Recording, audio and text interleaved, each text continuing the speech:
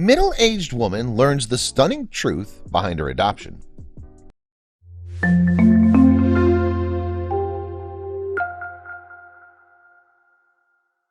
Everyone's gone through a time where they felt they didn't belong, but Denise McCarty grew up knowing that her own parents didn't want her.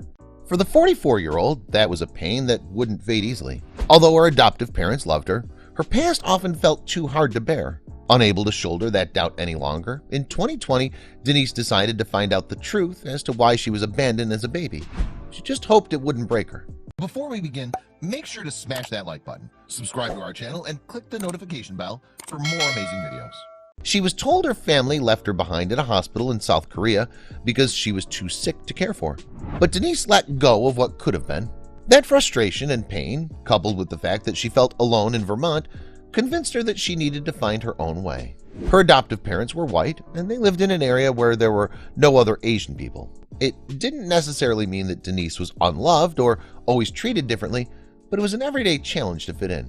As she grew into adulthood, she realized that following her heart and discovering her native roots was something she had to do.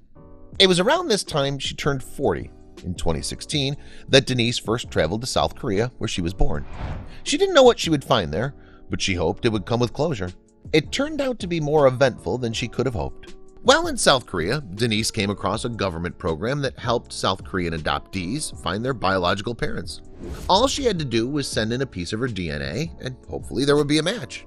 She wound up waiting for 4 years, but found that the wait was worth it in the end. Once she returned stateside, she more or less forgot about the DNA test. Then one day in early October 2020, she received a phone call from the South Korean program. They'd found a match. The problem was that she couldn't see them. With the coronavirus pandemic in full swing, people had to stay socially distant, so international travel wasn't an option. When Denise heard about her biological family, she still couldn't help but feel overjoyed, and she proposed an alternative. They would meet over Zoom that month. Denise waited with bated breath in front of her laptop for the Zoom meeting to begin. She wasn't sure what to expect. What would her family be like? Would they explain why they left her? But she knew she'd have her answers. When the cameras began rolling, so did tears. The screen turned on. Denise's mother, sister, and brother were virtually sitting right in front of her. Even with their face masks on, she could see tears and emotions pouring out of them right away. They didn't look like people who would deliberately abandon a helpless baby. It turned out that they didn't. Denise's family shared the whole story, starting with Denise's birth name. Her older brother, twin sister, and Oma, which is the Korean word for mom, called her Sang-ai and explained how she'd gone missing for a little over 4 decades. It happened back in 1976 when Denise and her twin sister Sang-hee were only 2 years old. On a warm June day, their grandmother took the twins out to the market, which was dreadfully busy at the time. There were so many people that the grandmother lost sight of both of them at once. She didn't waste any time trying to find them. Their grandma looked high and low for both her granddaughters, and at last they found Sang-hee, but Sang-ai, now Denise, was nowhere to be found. The family was broken up about their loss. The father completely lost himself to alcoholism over the grief, but they never gave up hope in the end. While the father struggled to hold himself together, eventually dying of liver disease about 20 years later, the family kept themselves together as best they could. They never left the neighborhood, never stopped making flyers to find Denise, and even came up with a clever plan in hopes they'd cross paths with her again. The family set up a shop of their own in that very same market where Denise went missing as a toddler. They'd hoped she'd come back in search of her family, but there was no way that would happen right away, not with what Denise was led to believe and where life had taken her. The orphanage that took Denise in was unaware of what happened. All they knew was that a baby was left in a hospital in bad condition. With no contact with the family, they allowed Denise to be adopted by the American couple that Denise would call mom and dad for the next 40 years.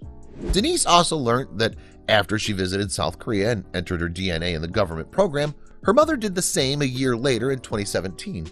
It seems like it was meant to be, as thousands of South Korean adoptees may never find a match for one reason or another. All her life, Denise thought she was left behind, but there her family was, relieved to finally find her after so many decades of searching. She now knew that the only things that separated them were international borders, and none of them could wait to cross over. The reunited family made plans to see each other in person following the end of the pandemic. They even have their sights on vacation time together in Hawaii. As tragic as the story's been, they're just happy to be together. Denise finally feels less alone, especially with a twin who's just like her. Denise shares that she and her twin sister don't just look alike, they also have the same voice, like the same colors and foods, love traveling, and have the same sense of humor. As amazing as it was to meet with them, she was saddened by the absences of her grandmother and father, but the optimistic family looked at the loss in a happier light. I know he was there in spirit because I think that he just made this happen, and I think that my maternal grandmother, who lost us that day, I know she was there as well. I could just tell, shared Denise. For her, finding them brings her a feeling of completeness. To have that missing piece of what happened to me is just incredibly overwhelming and happy, and it makes me feel whole. As much as this had been meant for her, Denise hadn't forgotten about her adoptive parents. She wants them and her biological family to meet because they're all a part of her loving family now. I just got this huge family now that loves me and that I love, she said. You can't be happier than that. You can't ask for more than that. And everyone was fascinated to learn what the other half of their big family was up to.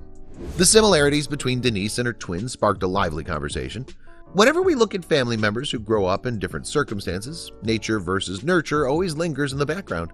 Some say inherited genes play a bigger role than life experiences in determining our health, while others claim the opposite.